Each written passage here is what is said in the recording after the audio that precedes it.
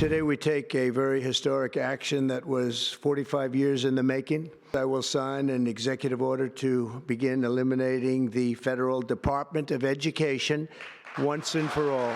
We're going to eliminate it, and everybody knows it's right. And the Democrats know it's right, and I hope they're going to be voting for it because ultimately it may come before them, but everybody knows it's right, and we have to get our children educated. President Trump signing that executive order, which begins the shutdown of the Department of Education so that education can return to the states and the governing of it to the states. The White House highlighting data showing 13-year-old math scores are at the lowest levels in 21 years. 13-year-old reading scores are at the lowest level in over 30 years. Despite this terrible performance for our students, the department's spending since 1979 is up better than 245%. So what are we spending all of this money on if our children are failing? Joining us now is Ohio Congressman Michael Rulli, a member of the House Education and Workforce Committee. Congressman, you are introducing the Education Restoration Act in hopes to codify President Trump's order. Tell us if you feel you're going to get the support. You'll need support from Democrats to codify this, right? That's correct. It's a pretty strong temperature in conference. I think most of our members are going to be united on this. And as far as the Democrats that maybe perhaps are watching this right now, remember in the state of Ohio, we like to rule Ohio by something called home rule. So in the State House, we always saw Democrats and Republicans using home rule in applications that whatever the subject matter is that they like at the time, it brings power back to the basic community level, whether that's a trustee or whether that's a city council or whether that's a commissioner, and especially the school boards. I was a school board member, and there's nobody that could run a school board better than the local school board. So we're going to strip that federal money away from the bureaucracy and the admins that are wasting all that and bring it right back to the local school boards. And we're going to boost up those vouchers and allow moms to choose where they want to bring their kids. Yeah, I think this is a really good point that you make, that nobody knows the schools better than the school board locally. Explain that a little further in terms of why you think the states will do a better job governing education. If it's state by state and that state, and that leadership understands the community and the sentiment of the state, why is it better to have education governed by the state? Well, there's so many different applications within the school district that can matter. You're so worried about the cost of running a school as far as shared services, open enrollment, how many you could get your students up, the athletic programs. Some of my rural districts are more concerned about ag. Some of the urbans are more concerned about vocation. There's so many different aspects. There's no way that the federal government can even imagine how it is to run a school board. Plus, this Department of Education never existed before Jimmy Carter. So people have to realize this. We ran this for almost 200 years without it.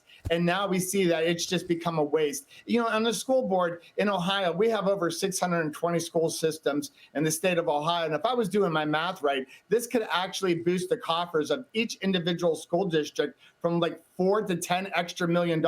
So if you're a Democrat and you're watching this, I want you to think about that for a second. We could actually give you $5 to $10 million into your budget so you can educate your kids. How fabulous does that sound? And I want to give a shout out to Senator Bill Cassidy. I believe he might be doing a twin bill in the Senate, which is really exciting. That's terrific. All right. Well, great information there and important points you make about the states. Let me switch over to the oil sector because the president hosted 15 oil executives at the White House on Wednesday. American Petroleum Institute President and CEO Mike Summers was at the meeting, and he was with me yesterday. Here's what he said. Watch.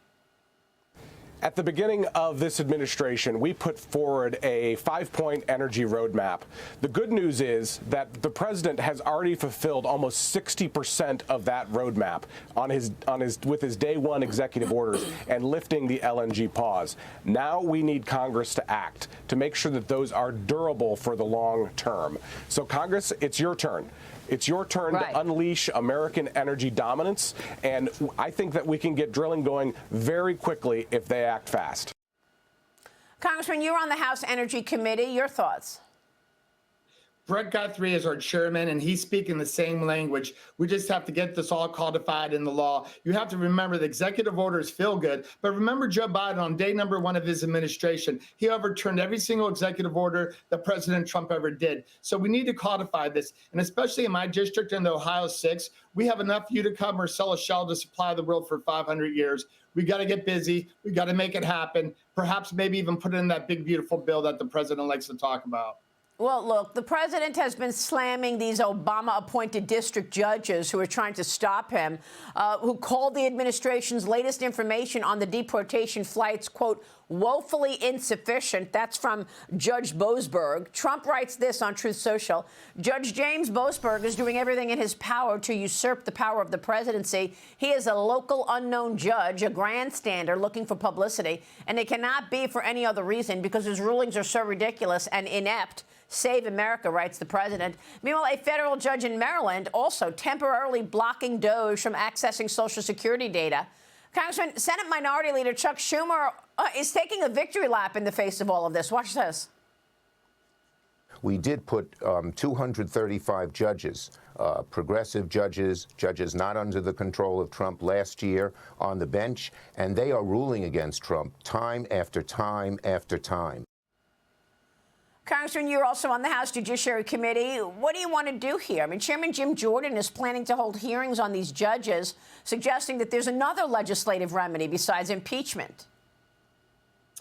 Well, absolutely. You know, these judges, this is lawfare on display. It was on display the whole 4 years that Joe Biden was in office, and they're still doubling down on this. You cannot change things on these low-lying judge appointments to change the movement of the federal government. Jim Jordan, we're going to go through this with a fine-tooth comb. We're going to move things through Congress with the leadership of Speaker Johnson, and we're going to fix this. You cannot, it was ridiculous, turn the plane around going to El Salvador. These judges are out of control. They really should be ashamed of themselves. All right, Congressman, we'll be watching all of that. Michael Rulli joining us. Thank you, sir.